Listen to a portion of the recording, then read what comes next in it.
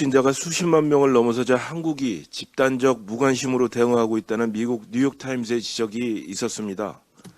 비단 방역 문제뿐만 아니라 경제 상황에 대한 인식조차 일상이 되어버린 위기 속에서 점차 무뎌지고 무관심해지고 있는 것은 아닌가에 대한 국민적 우려가 커지고 있습니다.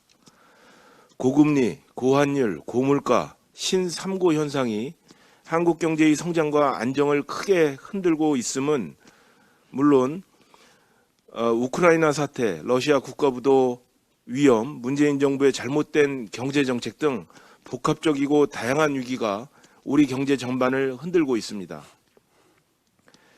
특히 코로나19 사태 이후 가계 및 기업 부채가 실물 경제의 성장 속도보다 빠르게 증가하고 있습니다. 한국은행의 분석에 따르면 우리나라의 금융 취약성이 1997년 외환위기, 2008년 글로벌 금융위기와 비교하더라도 심각한 상황이라고 합니다.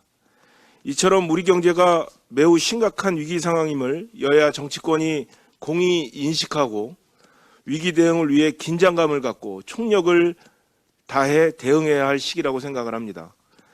인수위가 오는 25일까지 주요 부처 업무 보고를 받고 4월 말까지는 국정과제 최종안을 마련할 계획입니다.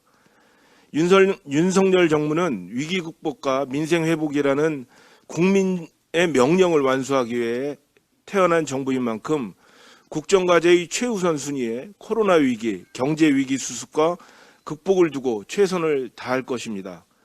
인수위와 국민의힘은 유기적 협업을 통해 국정 정반에 대해 제대로 진단을 하고 이 위기와 문제를 해결하기 위한 국정과제와 비전을 국민들께 제시해 드릴 것입니다. 그런데 민주당에게 묻고 싶은 말씀이 있습니다. 지금 경제 위기와 코로나 위기 도대체 누가 만들어낸 것입니까? 국민께서 지난 총선에서 민주당에게 180석이라는 거대한 힘을 주신 것은 코로나 위기와 경제 위기를 책임 있게 해결해 달라는 의미였습니다.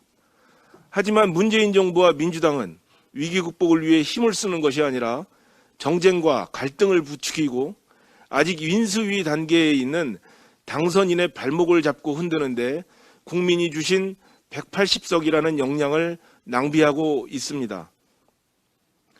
지금 정치권은 국가 위기 상황을 극복하기 위해 어느 때보다도 협치를 해야 할 때입니다.